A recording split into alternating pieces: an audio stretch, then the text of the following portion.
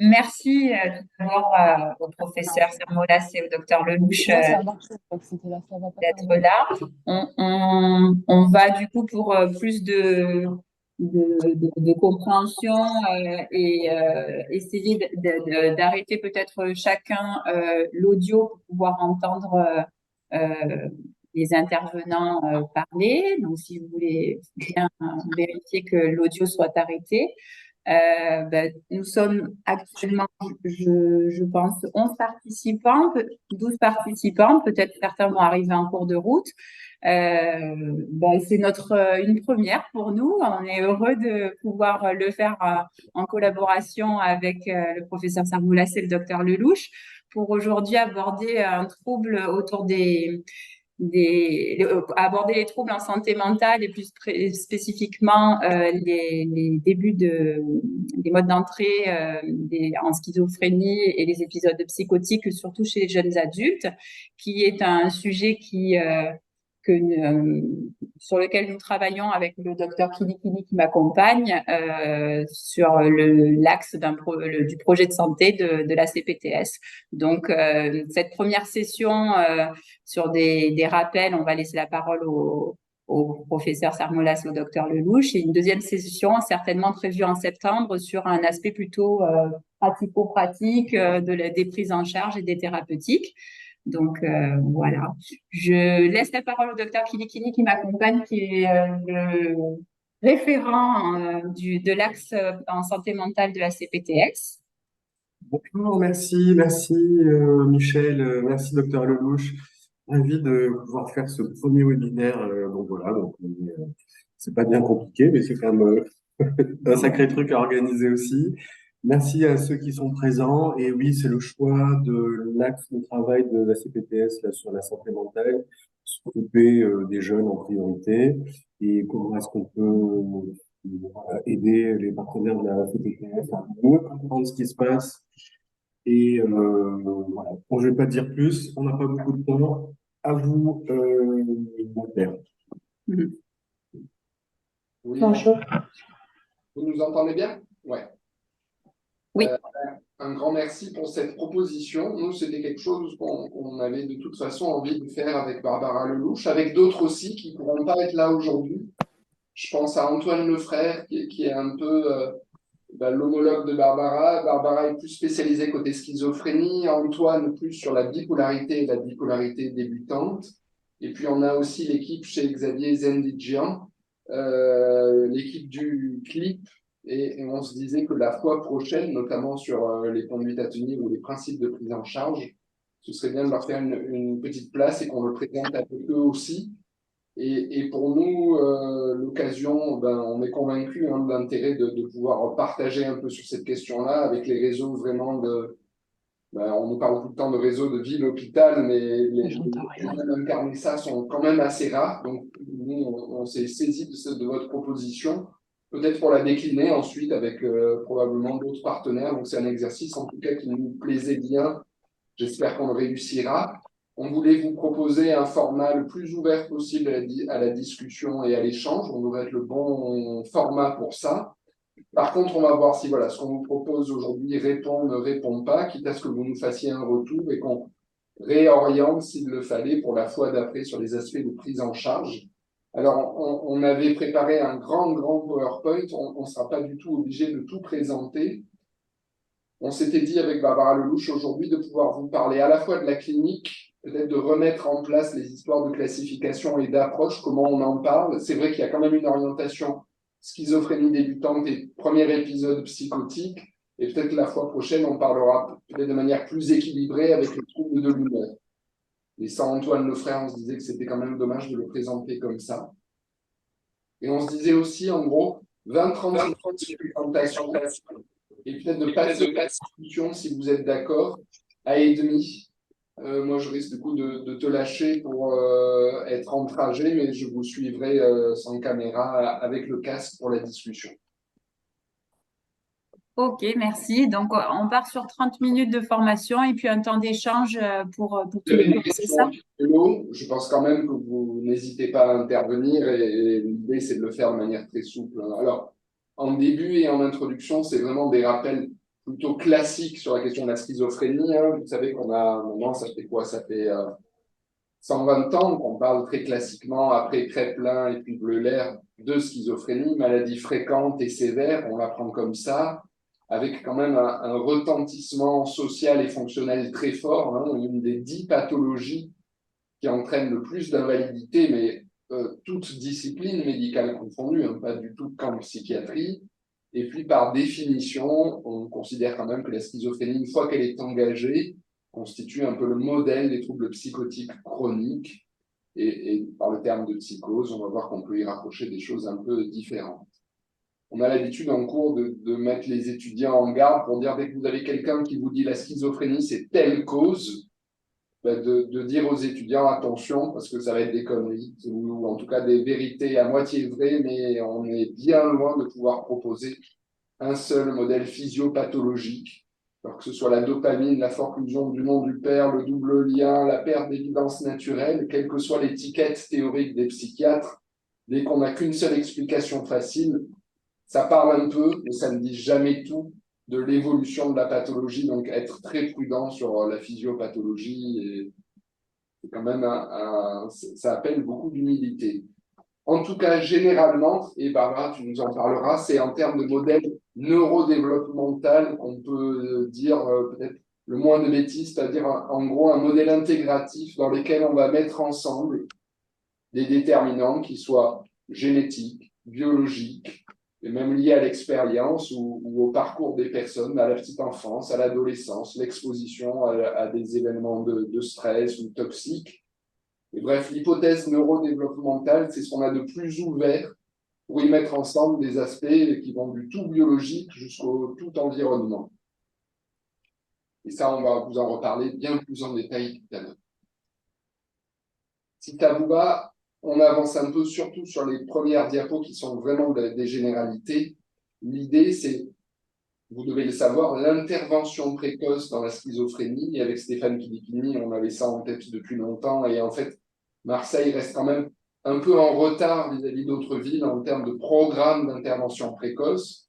Marseille en retard du reste de la France. On pourra citer les deux expériences des collègues de chez Xavier Zendjian à la Conception et de Laurent Bauer et de Pablo Giancardi à Valvert, mais tout de même avec du retard sur les autres équipes, et la France elle-même ayant du retard sur les autres pays en Europe. Hein. Donc là, on cumule quand même pas mal de difficultés sur la prise en charge à l'échelle marseillaise, alors que ça nécessiterait quand même une mise à plat, un langage commun, c'est un peu ça qu'on veut vous proposer aujourd'hui aussi. Comment on fait finalement pour parler des étapes initiales? Quand est-ce que ça commence? Vulnérabilité ou tout début de la pathologie? Comment est-ce que ça évolue? Et on va voir à quel point c'est variable et hétérogène. Est-ce que cela peut toucher tout le monde ou plutôt des gens vulnérables? Et puis la question, mais qu'on va réserver peut-être plutôt pour le cours d'après, la limite compliquée, surtout en tout début, le diagnostic différentiel avec d'autres histoires ou d'autres trajectoires. Troubles de l'humeur, bipolarité, dépression atypique, mais désormais les troubles du spectre autistique aussi, le TDAH, des expériences traumatiques, bref, la question des limites et du diagnostic différentiel. On a l'impression de progresser en termes de littérature contemporaine et sur le modèle neuroscientifique, mais en réalité, les fondements changent assez peu et nos capacités de discernement ne sont pas forcément meilleures qu'il y a 10 ou 15 ans malgré tout. Ça commence un peu pessimiste, j'espère qu'on va rattraper les choses et vous apporter aussi des pistes tout de même. Alors sur la question de comment nommer ces troubles-là, c'est vrai que moins de 6 mois d'évolution, on est plutôt sur des troubles ou des épisodes psychotiques aigus. Il faut savoir que dans nos classifications, les critères se resserrent comme si on était bien meilleur qu'il y a 5 ou 10 ans pour annoncer comment les choses allaient tourner. En réalité, on ne l'est pas. Et en fait, la période de 1 à 6 mois, ou en tout cas moins de 6 mois, elle est quand même nécessaire pour ne pas se jeter sur un diagnostic. On avait auparavant la classique bouffée délirante aiguë, la BDA, qui avait ceci d'intéressant qu'elle n'enfermait pas dans une évolution, qu'elle soit ponctuelle ou entrer dans un trouble de l'humeur, la bipolarité, ou alors entrer dans un trouble schizophrénique. Et aujourd'hui, à lire le DSM ou les classifications, c'est comme si on était bien meilleur qu'avant pour annoncer d'emblée une entrée dans la schizophrénie. Avec, par exemple, moins de 6 mois, ce diagnostic nouveau de trouble schizophréniforme, enfin nouveau, du DSM-4 quand même. Et moins d'un mois sur un épisode très bref, un épisode psychotique bref, de 1 jour à 1 mois. Il y a encore un autre tiroir diagnostique, mais qui est très peu utilisé, le syndrome psychotique atténué, mais que les gens n'emploient pas trop. Il est sur un statut un peu expérimental et généralement, c'est un peu une voie de garage dans le DSM lorsqu'on a un tel statut expérimental. Donc, la case diagnostique est assez peu utilisée.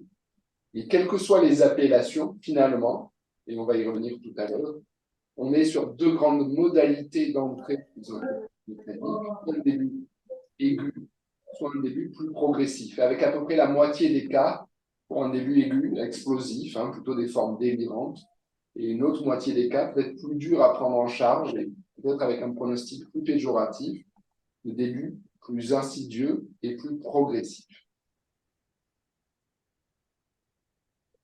Alors là, c'est un schéma, mais tu vas le redire un peu après. L'idée, je ne sais pas si vous voyez la flèche, mais en fait, le premier épisode, first épisode, c'est pas le tout début de l'histoire.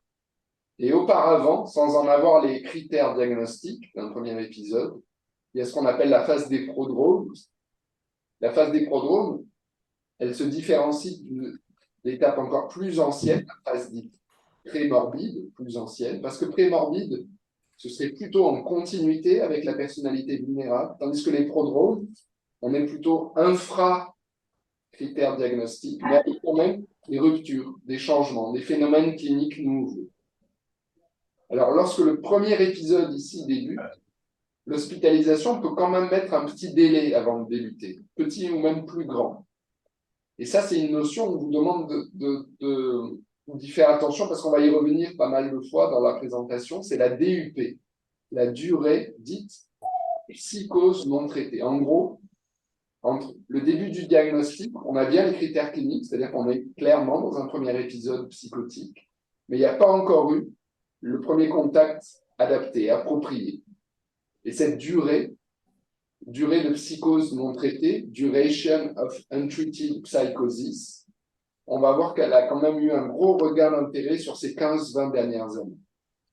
Les autres phases, je vous propose qu'on ne les retienne pas, c'est vraiment sur la DUP qu'on va revenir, sachant que chacune de ces étapes, prémorbide, prodromale, premier épisode, et puis la possibilité, après plus ou moins des rémissions, des rechutes, d'entrer dans une évolution chronique, ça va renvoyer à des politiques de prévention différentes. Primaire, en population générale, c'est dur, la population générale et la prévention.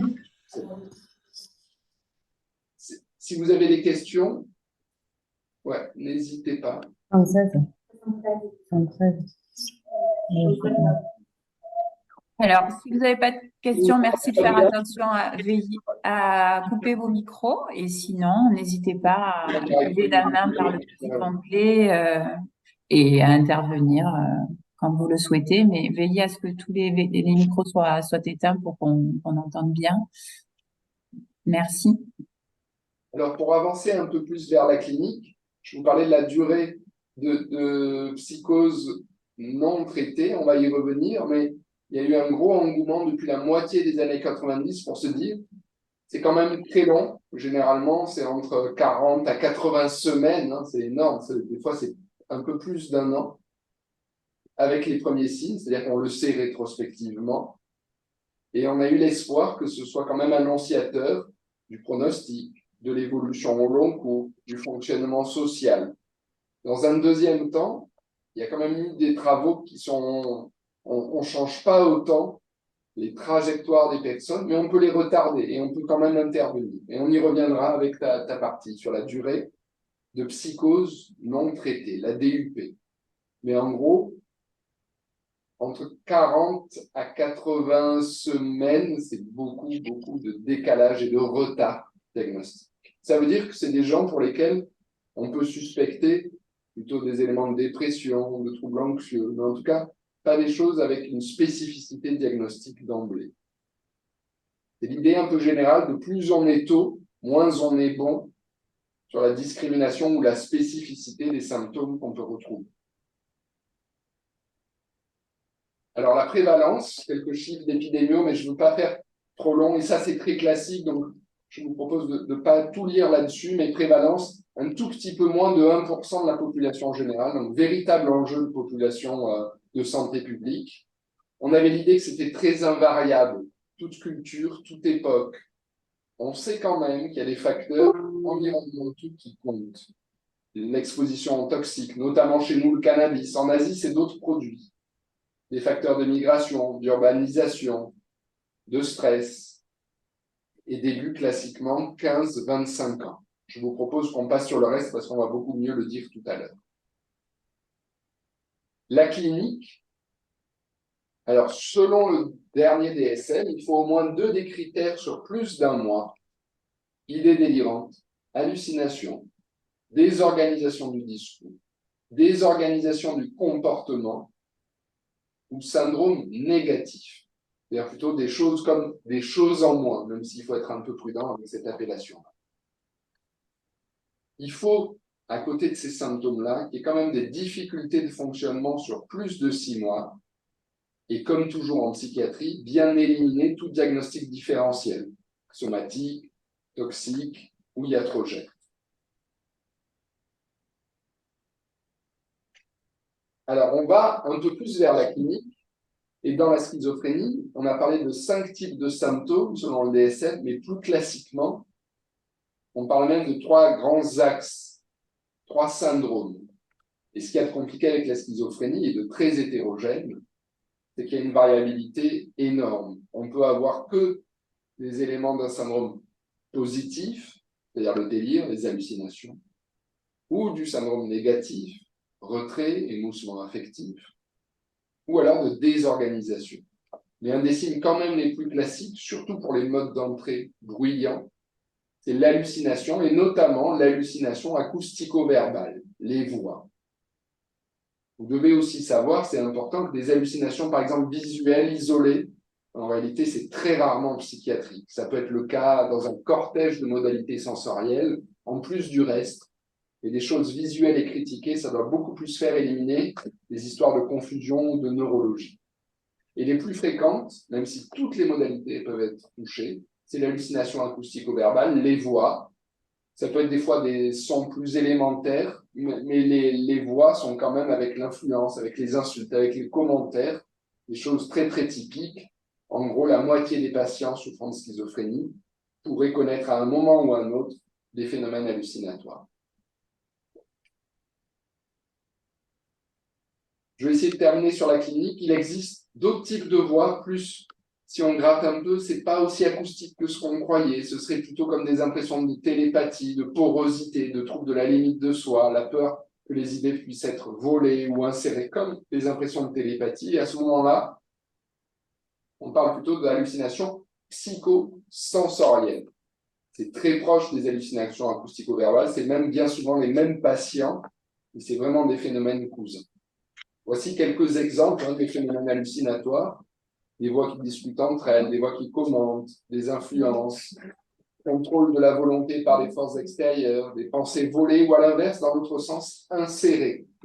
Les patients n'osent pas nous parler de ça. Ils savent qu'on pourrait ne pas les croire, les prendre pour des fous, que ça pourrait sembler ridicule. Donc, pour arriver à parler des phénomènes hallucinatoires, ça demande, contrairement à ce qu'on retrouve dans la littérature psychiatrique, on ne peut pas y aller comme n'importe quel symptôme. Nous, généralement, ce qu'on propose, mais comme beaucoup de gens, c'est de ne pas hésiter à partager. La partageabilité des expériences, ça compte vraiment pour que les personnes puissent se livrer. Moi, je sais que quand on souffre d'une grande anxiété, d'une grande tristesse, des fois, j'ai rencontré des personnes qui m'ont raconté que ça allait jusqu'à vivre des choses très, très intenses, parfois pas bien dans la réalité, comme se faire des films. Est-ce que vous-même, vous avez déjà pu connaître ça? On n'ose pas le raconter parce qu'on a peur d'être pris pour un fou.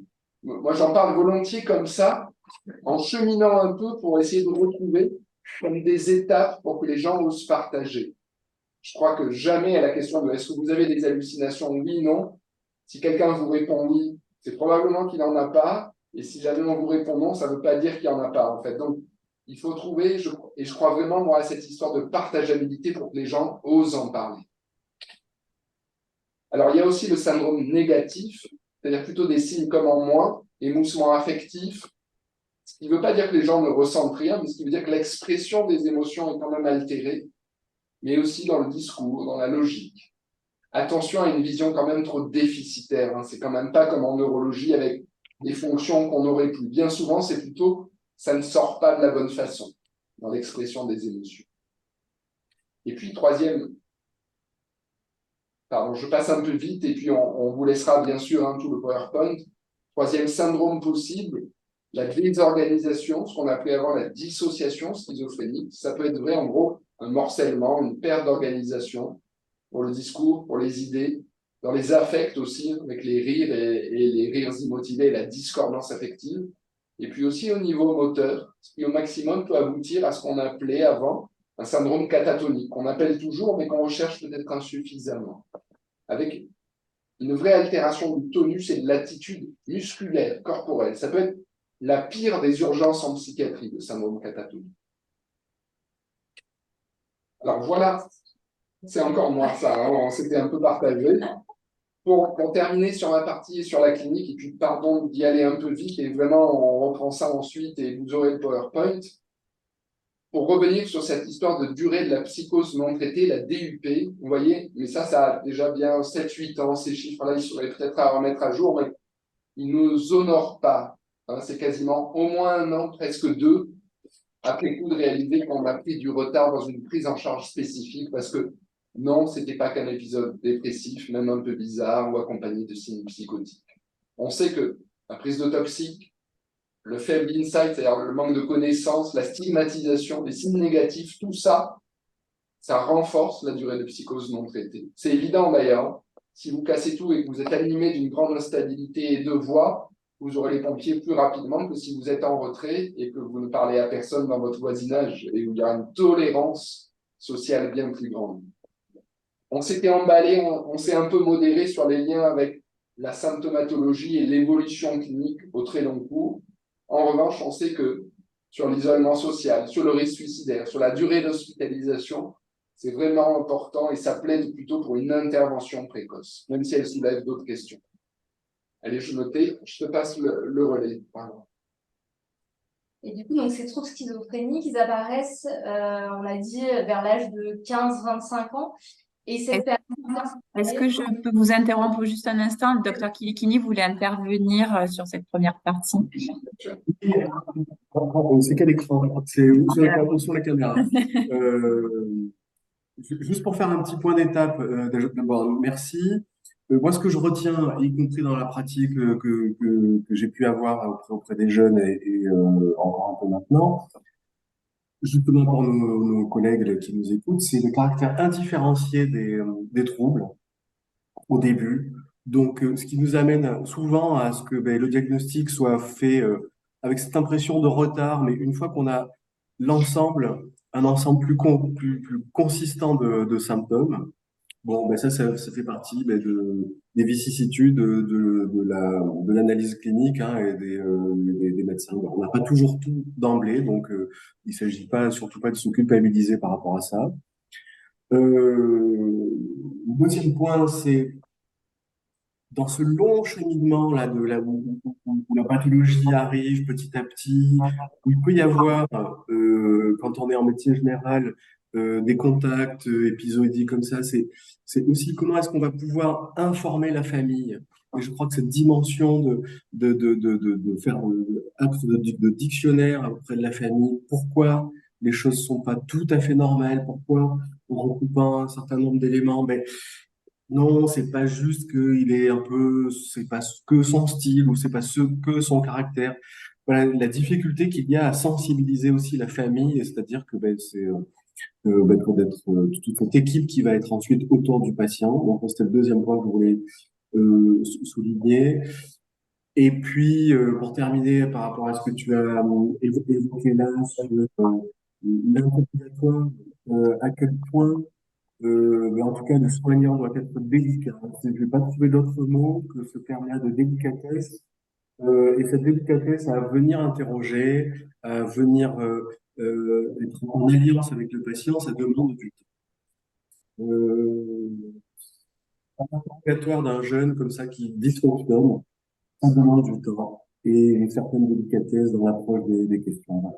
Juste pour poser par rapport à ce que tu avais évoqué, qui m'avait semblé important.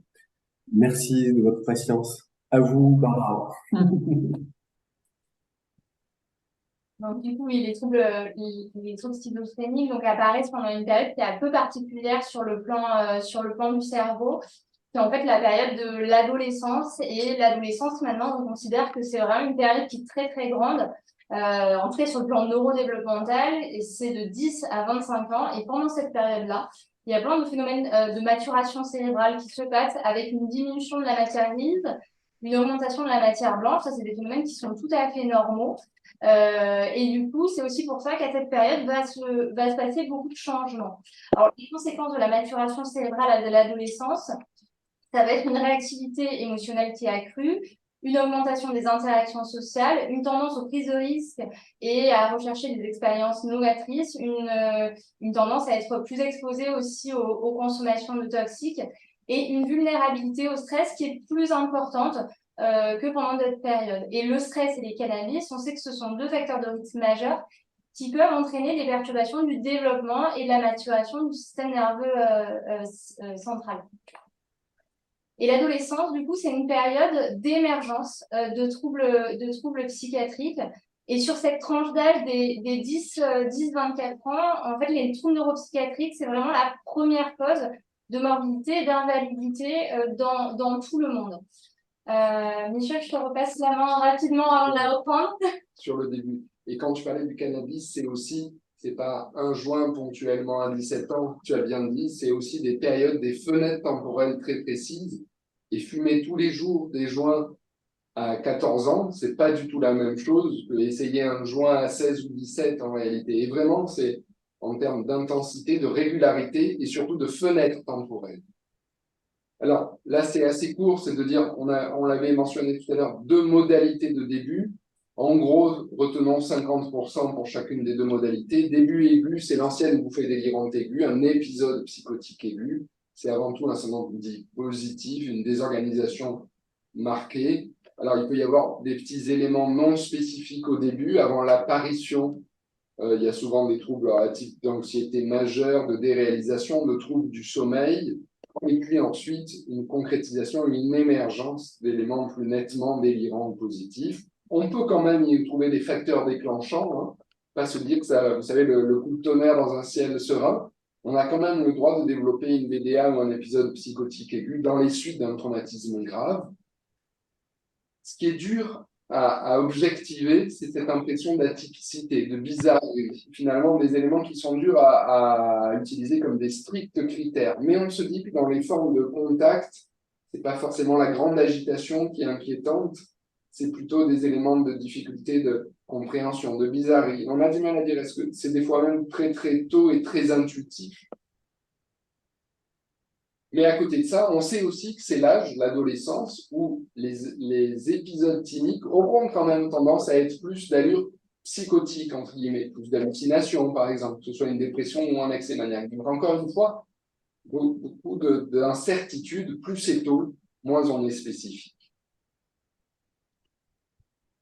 C'était pour ça que la notion de bouffée délirante aiguë, elle avait cet intérêt de laisser ouvert un peu le carrefour et les évolutions possibles.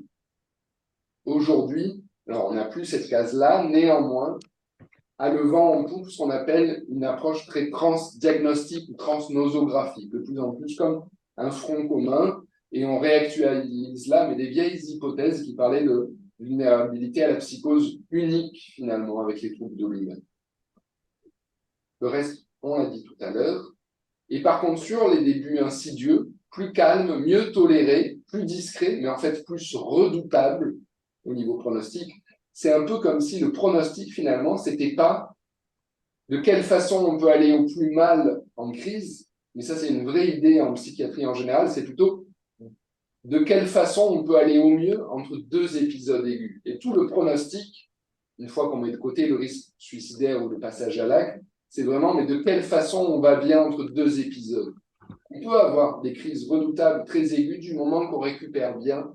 C'est toujours de bien meilleurs pronostics, une évolution plus discrète, mieux tolérée, mais avec plus de signes négatifs. Et auquel cas, dans l'intercritique, on ne récupère pas bien. Donc, vraiment, le plus important, c'est ce début insidieux et tout de même la version la plus de mauvais pronostic qu'on peut avoir dans les deux modes d'entrée.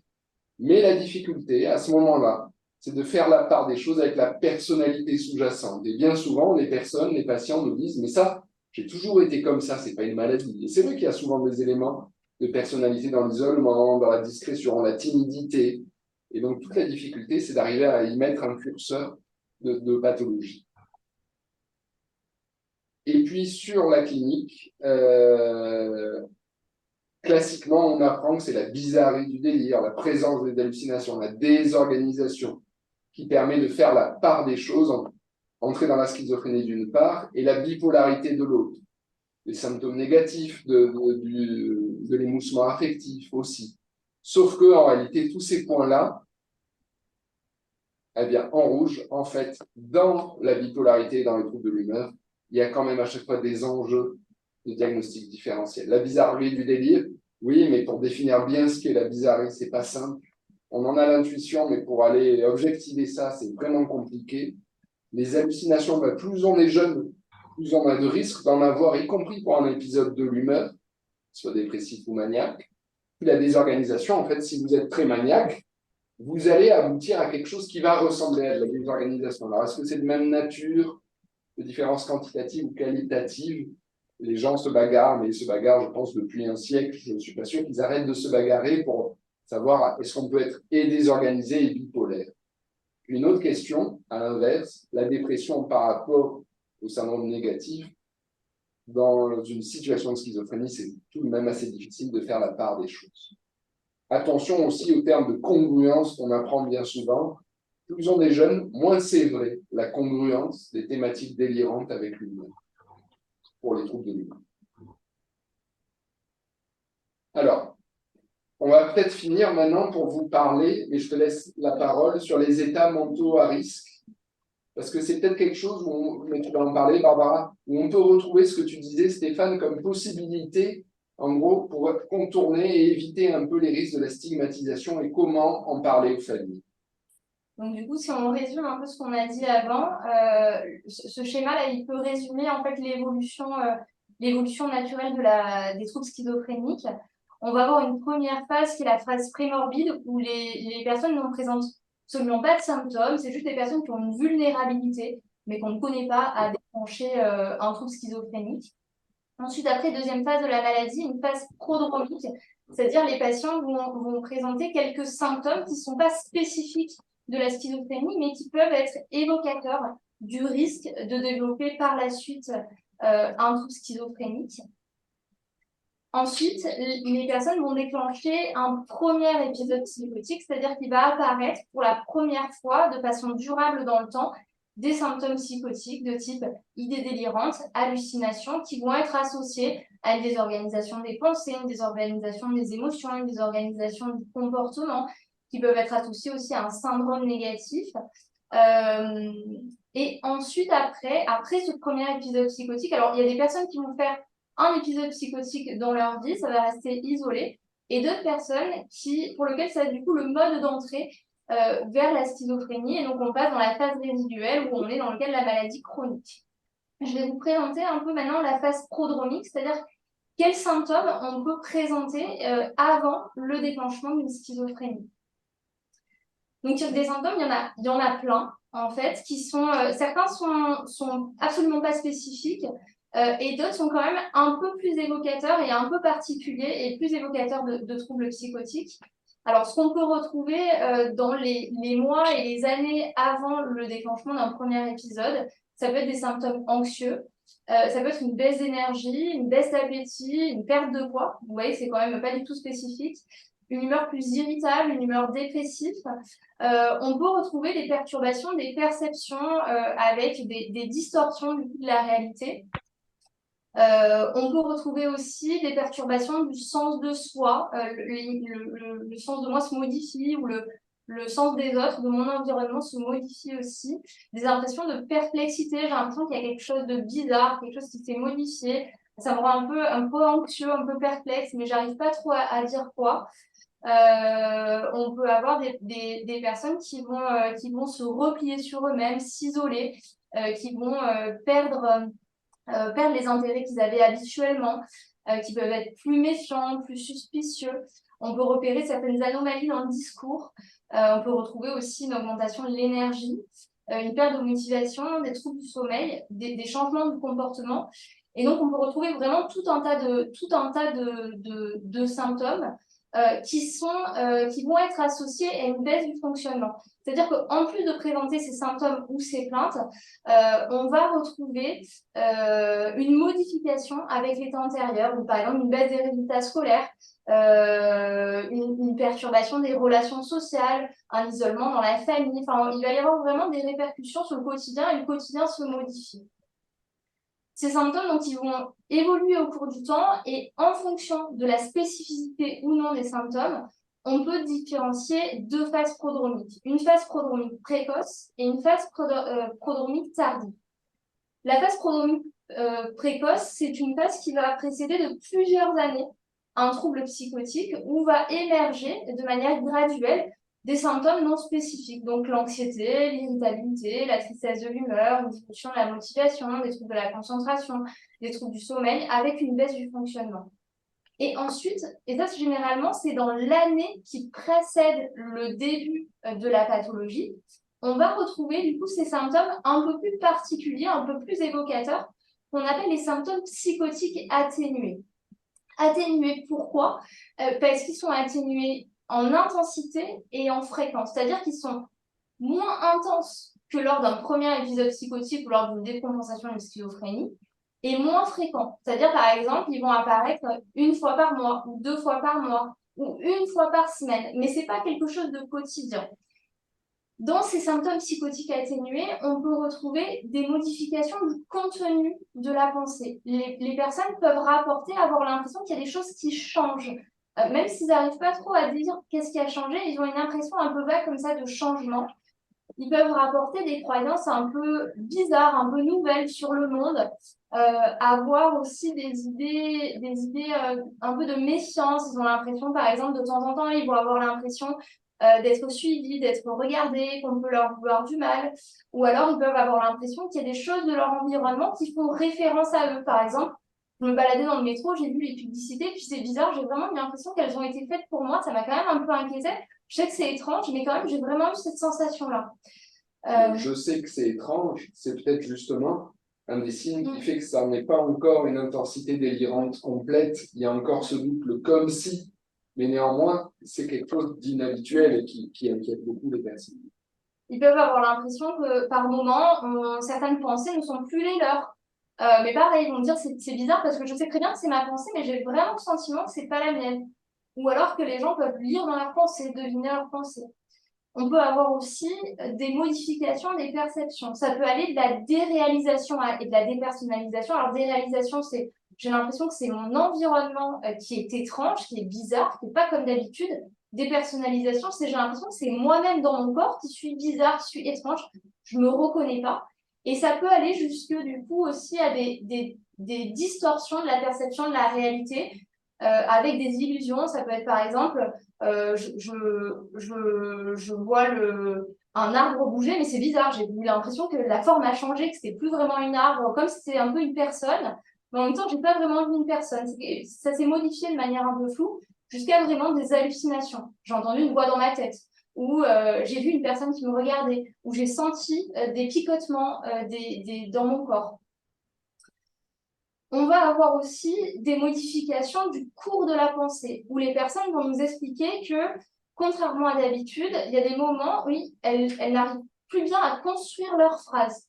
Elles ont l'impression que par moment, leurs pensées peuvent s'arrêter, ou alors qu'elles ont du mal à trouver leurs mots, que leur discours a tendance à partir un peu de côté. Ou alors c'est les autres aussi, l'entourage, qui peut remarquer que le discours est un peu plus étrange et n'a pas la même continuité que d'habitude. Et enfin, on peut aussi avoir quelques modifications et quelques bizarreries dans le comportement. Et tout ça, en fait, ça a mené à la notion de staging. Le staging, qu'est-ce que c'est? En fait, c'est un concept qui est né en cancérologie où classifie en fait du coup les stades tumoraux. On peut l'appliquer en fait récemment en psychiatrie où en fait on va identifier différents stades de la maladie en fonction de son évolution. Alors, le stade 0, c'est le stade prémorbide, c'est le stade il n'y a pas de symptômes. Le stade 1A, c'est le stade où il commence à y avoir des symptômes, mais ces symptômes c'est des prodromes, mais qui sont aspécifiques, comme par exemple l'apparition d'une anxiété, d'une irritabilité ou d'une tristesse de l'humeur.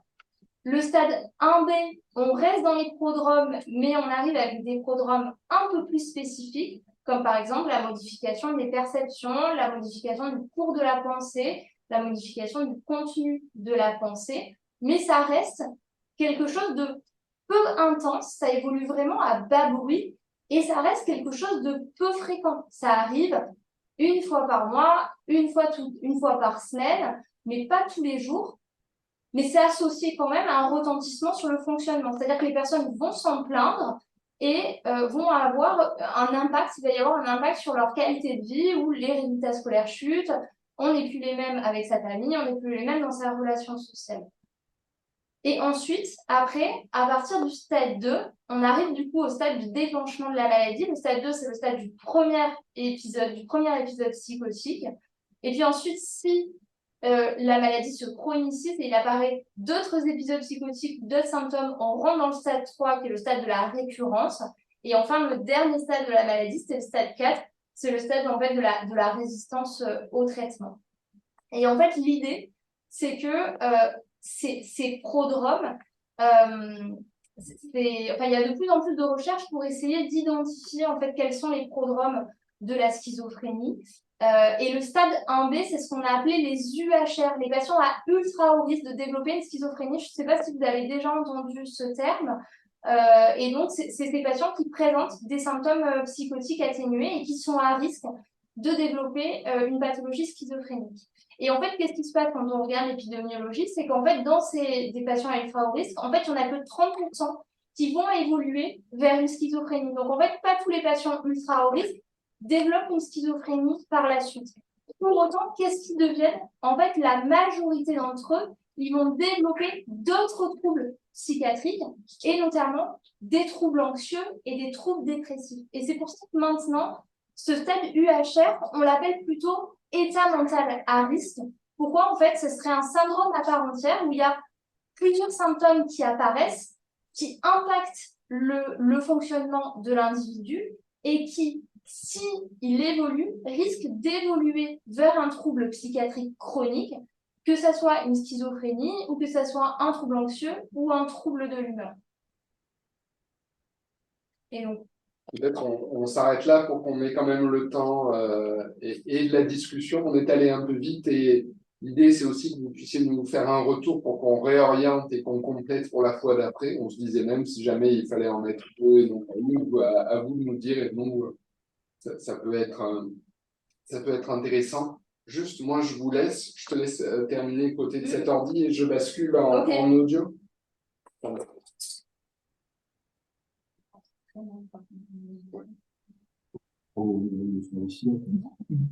On t'entend pas bien, Stéphane. Oui, parce que Ah non, Alors, c'est bon? Non. Alors, je parle. Non. Bon, je parle ici. Bon, moi, psychiatre, ça m'est familier ce que vous évoquez là. C'est très bien parce que ça me fait faire des révisions et pourquoi pas. Ce que j'apprends, c'est la notion d'état mental à risque, bon, qui est certainement à développer. Quand on avait fait à Toulouse, juste que je veux partager comme expérience, effectivement, le DPNT ou le DUP, la durée de la psychose non traitée. Je suis désolée de vous interrompre, mais on vous entend vraiment pas bien. Et je vous avoue, comme alors moi, je suis orthophoniste, c'est un jargon que je maîtrise pas hyper bien. Et du coup, si j'entends pas bien, j'ai du mal à traduire dans ma tête tout ce qui est abréviation, etc. Est-ce que vous pouvez vous rapprocher un peu du micro éventuellement? Oui, voilà, je me rapproche du Merci, c'est micro. beaucoup mieux. Ensuite, les abréviations, bon, ben, elles étaient sur le PowerPoint. Donc, ce que j'évoquais, c'est que la durée de psychose non traitée, l'expérience nous montre que, ben oui, c'est quand même très, très important. Voilà, c'est que quand on est vraiment sur le terrain, c'est le cas de ce que nous racontent Barbara et Michel, effectivement. Et puis, du coup, j'ai perdu le fil de ce que je voulais évoquer.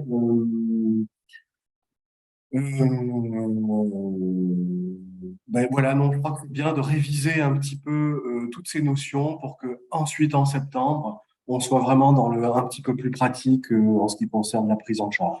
Voilà, juste évoquer ça avant qu'il y ait quelque chose d'autre qui me revienne en tête. Moi, je voulais rebondir, enfin, je vous remercie pour cette présentation. Effectivement, elle est, bon, pour Stéphane, ce sont des rappels pour certains aussi, mais vraiment, on approfondit énormément les choses. Enfin, il y avait plein de choses qu'on ne connaissait pas, notamment dans l'évolution vers la psychose et vers cette fameuse durée de psychose non traitée enfin, moi j'ai retenu en tout cas ce sur quoi vous insistiez dans les prodromes et dans les symptômes atténués qui pour nous qui connaissons nos patients qui sont médecins de famille, et puis là, il n'y a pas que des médecins, il y a des pharmaciens, il y a des infirmiers, avoir allié ces symptômes-là pour pouvoir éventuellement les reconnaître et orienter les patients, parce qu'on est dans le cercle de soins de patients, là, toute profession confondue. Je me posais comme question, est-ce que quand on commence à aborder ces symptômes avec les patients, et j'ai bien retenu la notion de partageabilité, donc d'aller vers avec beaucoup de délicatesse, comme disait le docteur Kilikini. Quand on commence à aborder ça, en général, est-ce qu'il faut avoir à l'esprit plusieurs questions pour orienter les patients vers des symptômes que l'on recherche pour avancer dans le diagnostic, ou le retour des patients, dès qu'on commence à entrouvrir cette porte, se fait facilement? Est-ce qu'il faut beaucoup orienter l'interrogatoire et avoir vraiment des connaissances, ou est-ce que dès qu'on commence à ouvrir un peu cette porte, ils viennent facilement vers toute une description de ce qui peut leur sembler bizarre à eux aussi?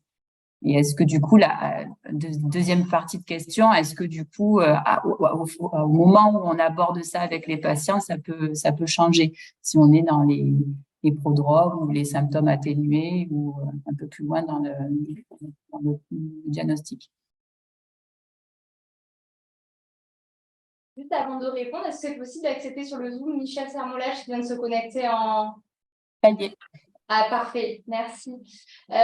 Donc, généralement, ils vont répondre assez facilement, mais quand ils vont se sentir en confiance. C'est vrai que c'est rare quand même que sur le premier entretien, on ait accès à ces symptômes, aux symptômes psychotiques atténués. Souvent, on va avoir d'abord accès à la tristesse de l'humeur, à l'irritabilité, à l'anxiété, à des symptômes qui sont du coup moins spécifiques. Après, généralement, en fait, ce qu'on fait, c'est qu'on va vraiment dédramatiser, ou on va dire, voilà, c'est très fréquent à l'adolescence.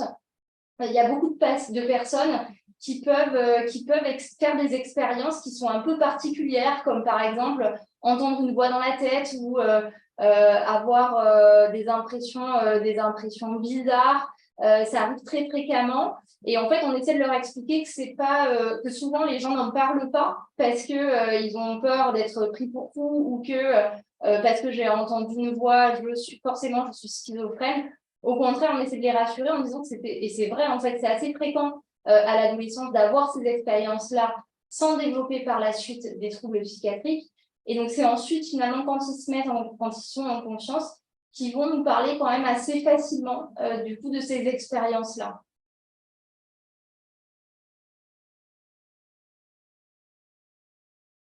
Oui, cette mise en confiance, ça demande ce que j'évoquais tout à l'heure, du temps. Voilà, c'est vraiment le facteur temps, le facteur la douceur et la délicatesse sont des éléments qui vont être importants parce que, outre le fait que ça va permettre d'obtenir des informations cliniques, c'est aussi pour le sujet une façon de se sentir considéré et de pouvoir cheminer sur cette acceptation du soin qui va pas être si simple que ça, en se sentant plutôt entouré, compris et non pas brusqué. Voilà. Stan, pour rebondir à ce que tu énonces là, qui me paraît très juste, c'est souvent aussi la question de qu'est-ce que ça fait que d'avoir tel ou tel signe? Expliquez-moi, que je me mette à votre place. Et ça, on n'ose peut-être pas suffisamment le faire.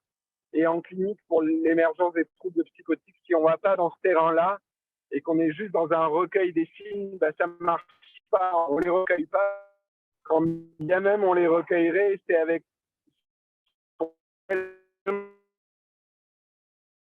je savais, expliquez-moi ce que ça fait que de traverser ça, c'est souvent quelque chose quand même qui les bloque beaucoup. Une phrase moi, que j'utilise volontiers, c'est la suivante, c'est si c'est possible pour vous de le dire, c'est-à-dire que c'est déjà être un peu empathique sur le fait que ben, il y a peut-être des choses qui sont pas dissibles et qu'en tout cas on le considère.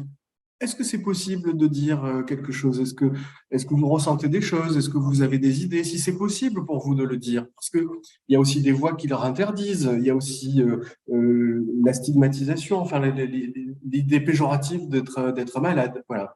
Est-ce que c'est possible pour vous de le dire? Voilà, c'est personnellement le petit tuyau que je pourrais partager.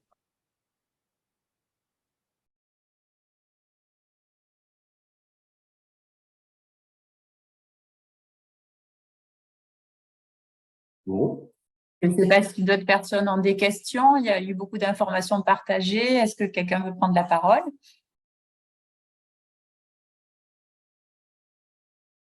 Bon, a priori, non. Oui, moi j'ai une question, bonjour. Je suis désolée, je peux pas mettre ma caméra qui semble cassée. Je crois que je n'apparais pas. Je suis orthophoniste.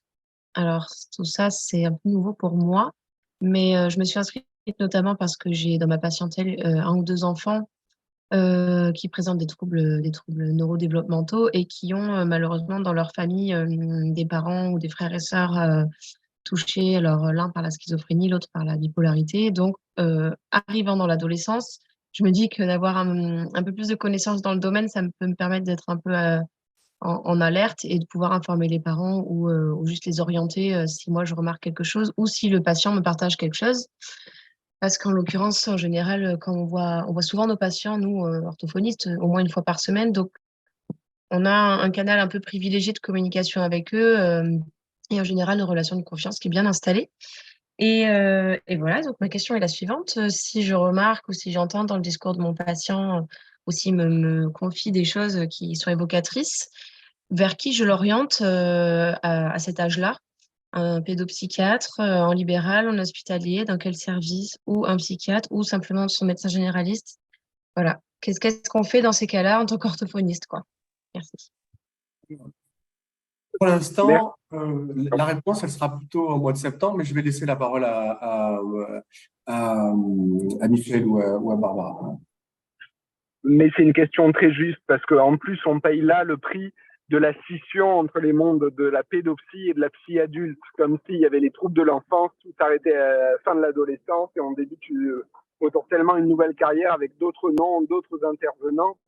Et on paye vraiment là le prix de on s'est trop éloigné des orthophonistes et certainement qu'il y a beaucoup de choses à faire. Et en plus, sur l'hypothèse neurodéveloppementale, la situation là que vous décrivez, c'est important d'y être attentif parce qu'on sait maintenant de plus en plus à quel point le spectre des troubles 10 peut être aussi une voie d'entrée dans des vulnérabilités plus psychotiques ou cyniques et des vulnérabilités partagées. Donc, il faut vraiment y être attentif. Alors, je pense qu'une réponse dans un monde parfait, c'est un avis spécialisé d'un psychiatre, libéral pourquoi pas, ou hospitalier. Pédopsie selon l'âge, en gros, moins de 16 ans, après 16 ans, alors en théorie, maintenant les textes bougent et on revient vers des suivis pédopsie, mais on sait que les collègues en pédopsie sont des fois aussi encore plus saturés que nous. Donc, en tout cas, un avis spécialisé, psychiatre ou pédopsie, me semble important, peut-être même ponctuellement pour établir un premier contact. Mais du coup, pour pas faire trop peur, de pas hésiter à jouer, pas forcément sur des aspects de diagnostic, mais plutôt de souffrance. Ça doit épuiser de vivre ça, ça doit faire peur. À ta place, j'aurais beaucoup de questions. Est-ce que tu serais d'accord pour que j'organise une orientation avec quelqu'un au moins une fois? Et peut-être qu'avec un peu de chance, il s'agira juste d'établir un contact un peu initial et peut-être qu'il n'enclenchera pas par la suite, mais je crois qu'on ne pourrait pas faire l'impasse d'un avis spécialisé tout de même à ce moment-là. Justement, c'est typiquement ce qui permettrait de réduire cette durée des symptômes dont on parlait tout à l'heure. Oui, en effet. Et puis le fait d'avoir du coup déjà un référent si jamais il y a répétition ou augmentation ou aggravation de symptômes. Complètement. Ok, merci. Oui, je voudrais témoigner également. Bonjour, Béatrice Magie, infirmière à domicile. Avoir été en contact avec des jeunes adultes déjà isolés et sans activité, avec les symptômes qu'on a pu décrire et entourés de familles dans le déni. Et donc, pas de prise en charge, pas d'orientation. Du coup, ma question, c'était que deviennent ces jeunes adultes quand ça fait déjà 2-3 ans qu'ils sont isolés, avec aucun traitement, aucune orientation? Est-ce qu'à un moment donné, ils sont suffisamment en rupture pour être, de toute manière, leur pathologie soit mise en évidence et prise en charge, ou ça peut durer pendant très longtemps? Je crois que malheureusement, il y a une double peine aux symptômes que vous décrivez là et aux situations que vous décrivez là. C'est qu'elles sont beaucoup mieux tolérées par l'entourage qui a le temps de s'y faire, qui en plus, par la chronicité des troubles, va avoir l'argument à tous les coups de dire mais ça, il a toujours été comme ça, donc finalement, c'est pas une maladie. Et tous ces éléments-là sont autant de résistance à une prise en charge adaptée. Alors, on est en manque de dispositifs, il n'y a pas assez d'offres. On essaie là sur le pôle de la PHM, il y a la réhabilitation chez Christophe Lançon, il y a le CLIP selon les secteurs ou alors l'équipe de Valvert, mais on est quand même en manque de dispositifs, pas que occupationnels. Le but c'est d'être le moins stigmatisant et souvent la reprise d'un parcours professionnel, scolaire peut être un peu un biais, une voie de passage un peu plus acceptable que les symptômes.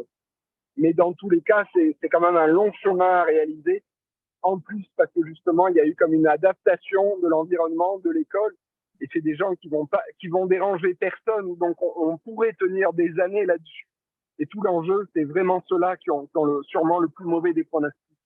Donc, c'est là-dessus qu'on est en attente. Je vous apporte pas beaucoup de réponses concrètes. On va le reprendre avec les pistes quand même de prise en charge. Mais c'est tout de même insuffisant. On n'est pas encore à la hauteur. Avec Stéphane Philippino, dans une vie précédente, on avait tenté de monter typiquement un groupe sur les quartiers nord, Stéphane, pour ces patients-là. Et on se rappelle comme c'est difficile, on n'a pas assez de monde, on n'a pas assez d'équipe, et on a une telle résistance côté des familles et des patients que ça va quand même dans le sens de tout le monde pourrait tolérer encore longtemps ça. Merci pour votre réponse. Ok, merci. On arrive à la fin. Dire une petite chose par rapport à ce que tu dis, Béatrice. Qu'est-ce qui deviennent ces enfants, ces adolescents, ces jeunes adultes? Eh bien, ça tient comme ça peut à la maison. Et il arrive aussi que la prise en charge reprenne du fait de l'épuisement des proches, des parents. Et moi, c'est ce qui arrive. Ça m'arrive régulièrement d'avoir des parents qui viennent parce qu'ils sont au bout du rouleau. On va parler de charge mentale extrême, mais qui, au bout du compte, racontent qu'est-ce qui se passe avec leurs jeunes à la maison, qui savent plus comment le gérer. Bref, ce sont des tanguis, mais ce sont des tanguis qui pas du tout rigolos, qui font exploser, enfin en tout cas pas loin, tout un fonctionnement familial. Donc voilà, parfois la prise en charge reprend à l'occasion de l'épuisement des proches. Voilà, bon, il est 14 heures et l'idée c'est de bien respecter le format pour que le prochain soit aussi attractif. Merci d'avoir été à l'écoute, merci à Michel Sermolach, merci à Barbara Lelouch, merci à la CPTS, merci à tous les participants. On se retrouve à la rentrée à une date qui sera fixée à partir de la rentrée en fonction des plannings des uns, des unes et des autres. Et nous aborderons plutôt les aspects là pour le coup pratiques, quoi faire, comment faire, enfin en tout cas autant que possible des pistes pour les praticiens de terrain que nous sommes tous autour de cet écran. Voilà, merci à vous, passez un bon été, soyez attentifs, hydratez-vous régulièrement et marchez, c'est très bon pour la tête. Au revoir. Merci beaucoup et à bientôt. Merci. Merci beaucoup. Merci. Au revoir. Au revoir. À bientôt. Merci, au revoir.